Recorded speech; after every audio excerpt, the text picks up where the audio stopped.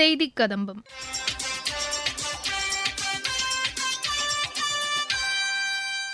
இன்றைய செய்திக் கதம்பத்தில் நாமக்கல் மாவட்டம் திருச்செங்கோடு காந்தி ஆசிரமத்தில் கதர் பவன் விற்பனை நிலைய திறப்பு விழா நிகழ்ச்சி, தருமபுரியில் செயல்பட்டு வரும் அகில இந்திய வானொலியின் நிகழ்ச்சிகள் குறித்த எமது செய்தியாளரின் சிறப்பு செய்தி தொகுப்பு மற்றும் மத்திய அரசின் சமூக வலைதள பதிவுகள் ஆகியவை இடம்பெறுகின்றன.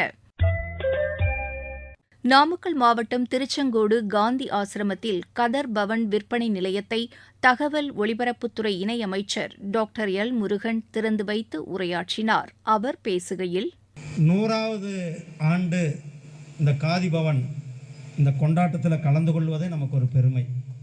ராஜாஜி அவர்கள் சேலத்தில் மிகப்பெரிய வழக்கறிஞராக இருந்தவர். வழக்கறிஞராக இருந்து இந்த ஆசிரமத்திற்கு இங்கே வந்து கிட்டத்தட்ட 9 ஆண்டுகள் தங்கியிருந்து இந்த ஆசிரமத்தை நிறுவிய ராஜாஜி அவர்களை இந்த நேரத்தில் நாம் போற்றுவதிலும் அவரை பாராட்டுவதிலும் நாம் பெருமிதத்தோடு அவரை நினைவு கூறுவோம். இந்த ஆசிரமத்திற்கு காந்தியடிகள் அவர்கள் வந்திருக்கிறார்கள், வினோபாய் பட்டேல் அவர்கள் வந்திருக்கிறார்கள், அதே போல் ராஜேந்திர பிரசாத் அவர்கள் முதல் குடியரசுத் தலைவர் அவர்கள் வந்திருக்கிறார்கள், திரு வெங்கட்ராமன் அவர்கள் இங்கு வந்திருக்கிறார்கள், ஐயா கக்கன், ஐயா காமராஜர் அவர்கள், அப்படி அனைத்து தலைவர்கள் எல்லாம் வந்த பூமி இந்த காதி பவன் இந்த பகுதியில் பல பேருக்கு வேலை வாய்ப்புகளை உருவாக்கி இருக்கிறது. சோப்பு ஆகட்டும், அகர்பத்தி ஆகட்டும், அல்லது காதி ஆடை ஆகட்டும், இதையெல்லாம் தயாரித்து கொடுக்கின்ற ஒரு ஊரக பகுதியினுடைய வேலைவாய்ப்பை பெருக்கின்ற இந்த அமைப்பு நம்மளுடைய காதி பவன் நமக்கெல்லாம் ஒரு வேலைவாய்ப்பை கொடுத்து கொண்டிருக்கின்ற அமைப்பாக இருக்கிறது. இந்த பகுதியில் எந்தவித ஜாதி பாகுபாடும் இல்லாமல் அனைத்து மக்களுக்கும் ஒரு உயரிய சேவை மையமாக இந்த சேவை மையம் இயங்கிக் கொண்டிருக்கிறது. இந்த சேவை மையம் மேலும் மேலும் உயர வேண்டும். 2014க்கு முன்னாடி காதியினுடைய வளர்ச்சி எப்படி இருந்தது? ஆனால் நம்முடைய பிரதமர் திரு நரேந்திர மோடிஜி அவர்கள் வந்த பிறகு காதி தினத்தை ஊக்குவித்தார். காதி தினத்தை ஊக்குவித்ததன் மூலம் இன்றைக்கு அதனுடைய உற்பத்தி, அதனுடைய வியாபாரம் கிட்டத்தட்ட 1.5 லட்சம் கோடி ரூபாய் அளவுக்கு அதனுடைய வியாபாரம் உருவாகிறது.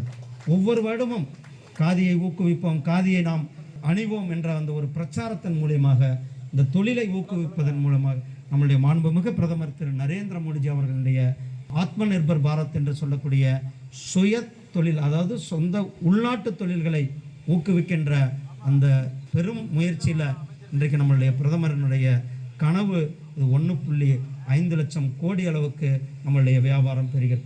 அது மட்டுமல்ல, நம்மளுடைய பிரதமர் திரு நரேந்திர மோடிஜி அவர்கள் விஸ்வகர்மா யோஜனா என்று அந்த விஸ்வகர்மா தினத்தில் ஒரு 18 தொழில் செய்கிற நெசவாளர்கள், பூக்கற்றவங்க, மண்பானை செய்பவர்கள், ஆசாரியர்கள், இப்படி 18 தொழில்கள் செய்பவர்களை ஒருங்கிணைத்து விஸ்வகர்மா தினம் என்று அறிவித்து, ஏன்னா அந்த லோக்கலில் கிராமப்புறம் சார்ந்த பகுதிகளில் இருக்கிற பொருள்களை ஊக்குவிக்க வேண்டும். நம்மளுடைய பொருள்கள் இங்கிருந்து வெளிநாடுகளுக்கு போக வேண்டும். அதுதான் நம்மளுடைய பிரதமர் அவர்களுடைய ஒரே கனவாக இருக்கிறது.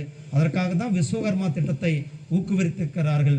நாம் அனைவரும் அந்த விஸ்வகர்மா திட்டத்தில் இணைந்து நாம் எல்லாம் பங்கு பெற வேண்டும் என்பது என்னுடைய ஆசையாக இருந்து கொண்டிருக்கிறது.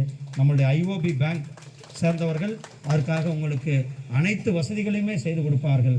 ஏன்னா நம்மளுடைய பிரதமர் ஒவ்வொரு கிராமத்தினுடைய வளர்ச்சி தான் இந்த தேசத்தினுடைய வளர்ச்சி.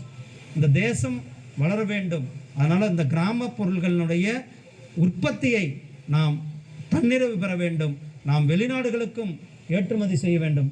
அப்படிப்பட்ட இந்த மிக பெருமையான பணிகளை நம்மளுடைய இந்த காதி பவன் 100 ஆண்டுகளை கடந்து இங்கு நாம் அந்த காதி பவனுடைய 100ஆம் ஆண்டை கொண்டாடி கொண்டிருக்கின்ற இந்த தருணத்தில் என்னுடைய சின்ன ஒரு வேண்டுகோள், நாம் அனைவரும் காதியை பயன்படுத்துவோம்.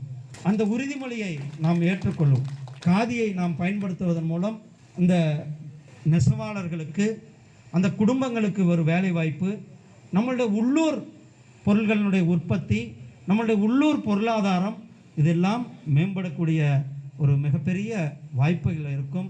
நம்மளுடைய பிரதமர் திரு நரேந்திர மோடிஜி அவர்கள் ஒவ்வொரு முறையும் அவர் காதியினுடைய சிறப்பை, காதியினுடைய பெருமையை இந்த நாட்டிற்கு எடுத்து சொல்லி, மக்கள் இன்றைக்கு அதன் மூலியம் அதிகமாக காதி பொருள்கள், உள்ளூர் பொருள்கள், ஊரக பொருள்களை வாங்குவதில் அவர்கள் ஆர்வம் காட்டி கொண்டிருக்கின்ற இந்த தருணத்தில் நாம் அனைவரும் கூட காதியை ஊக்குவிப்போம், காதி பொருள்களை ஊக்குவிப்போம், உள்ளூர் பொருள்களை ஊக்குவிப்போம் என்ற அந்த உறுதிமொழியை 100வது காதி பவனுடைய திறப்பு விழா நாளில் இந்த உறுதிமொழியை நாம் ஏற்றுக்கொள்வோம்.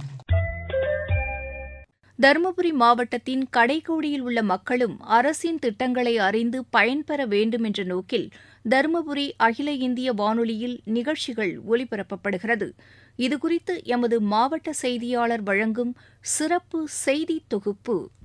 மத்திய மாநில அரசின் திட்டங்கள் குறித்து தருமபுரி அகில இந்திய வானொலியின் 102.5 பண்பலை நிலையம் மூலம் பல்வேறு விழிப்புணர்வு நிகழ்ச்சிகளை நடத்தி வருகிறது.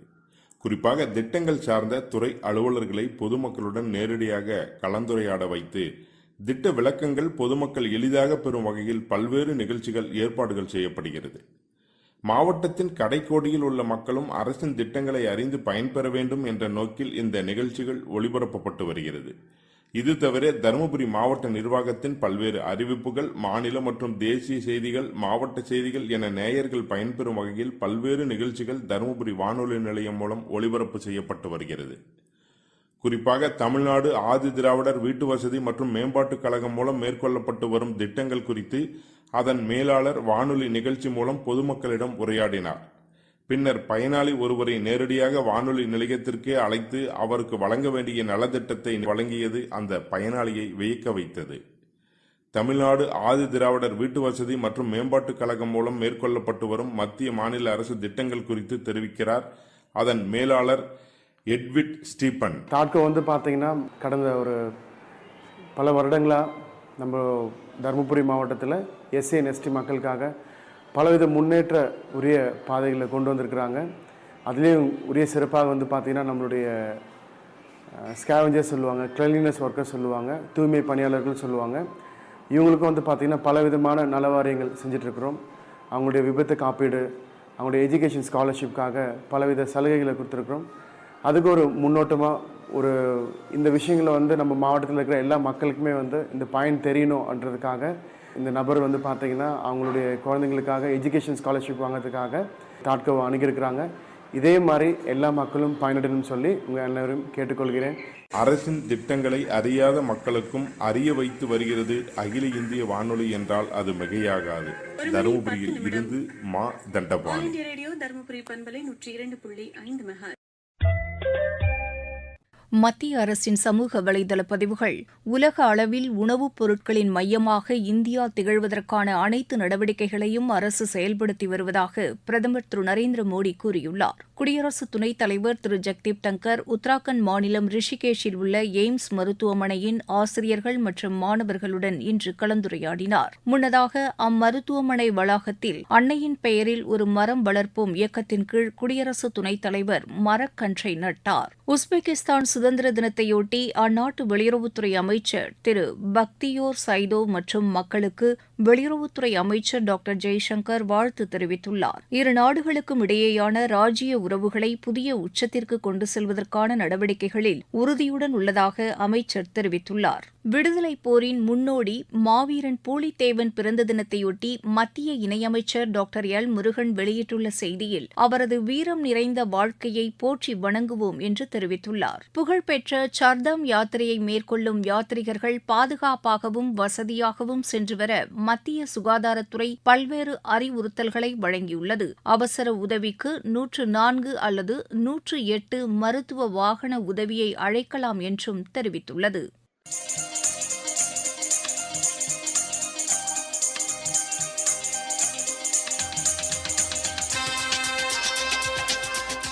இத்துடன் இன்றைய செய்திக் கதம்பம் நிறைவு பெறுகிறது.